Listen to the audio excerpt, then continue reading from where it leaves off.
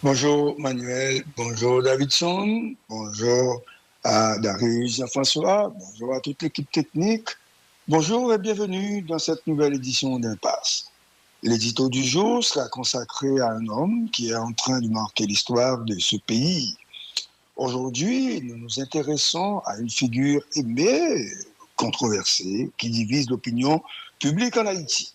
Le commissaire du gouvernement Jean-S. Muscadet est en effet au centre d'une tempête médiatique et politique. Avec ses méthodes musclées et ses exécutions sommaires, il défie les bandits et la criminalité, mais aussi les droits humains et la justice. Critiqué par les organisations de défense des droits humains qui réclament sa révocation, il bénéficie pourtant d'un soutien populaire inattendu. Les rues de Miragoâne ont résonné de chants et de danses dans une ambiance de carnaval pour défendre le leader qui a décidé de prendre les choses en main. Dans cet édito du jour, nous allons explorer les raisons de ce soutien populaire, les limites de la justice expéditive et les défis de la sécurité publique. Sommes-nous donc face à un héros ou à un dangereux populiste?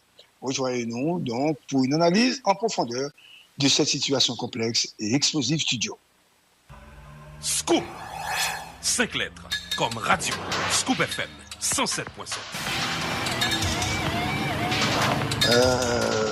Muscadet, le symbole de la résistance dans un État en déliquescence. En Haïti, la crise actuelle a révélé les failles béantes de l'État en déliquescence. Les institutions démocratiques, bien que présentes en apparence, sont inefficaces. La justice est impuissante, les prisons sont vides ou vidées et les administrations publiques sont souvent absentes. Seules quelques rares institutions fonctionnent encore, principalement à Delma et à Pétionville. Face à cette faillite de l'État, la population cherche désespérément des symboles de résistance et de protection. C'est dans ce contexte que Jean-S. Muscadet, commissaire du gouvernement de Miragoâne, a émergé comme une figure de résistance. Muscadet est perçu comme le seul protecteur capable de défier les gangs qui terrorisent des régions comme Gantier, Cabaret, Badelma, Village de Dieu, etc., et quelques communes du département de l'Artibonite.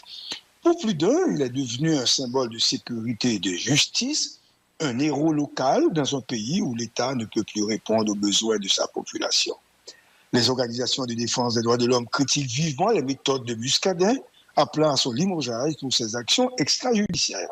Cependant, la population de Miragoâne et d'Enni le soutient fermement.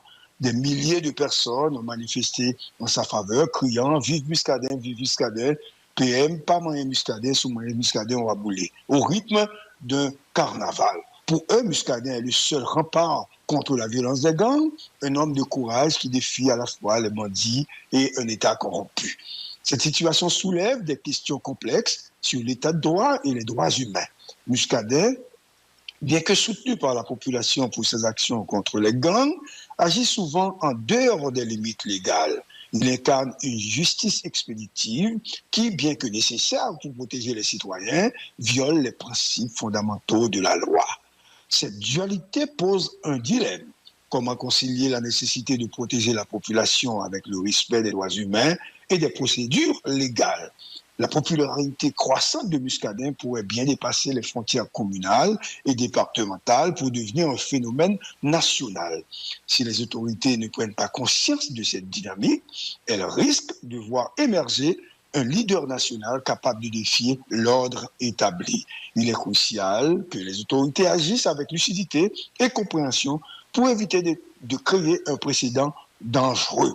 Les organisations de défense des droits humains doivent également jouer un rôle clé en veillant à la protection des citoyens et en documentant les violations des droits.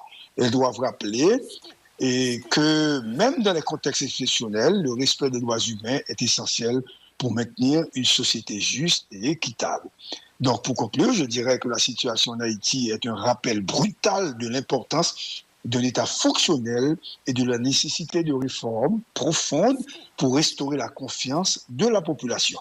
Muscadet est un symbole de la lutte contre les gangs, mais il est aussi un rappel des dangers d'une justice en dehors des cadres légaux. Pour construire un avenir meilleur, il est impératif et nécessaire de renforcer les institutions démocratiques et de garantir que la loi protège tous les citoyens sans exception. C'était donc l'édito du jour, Studio.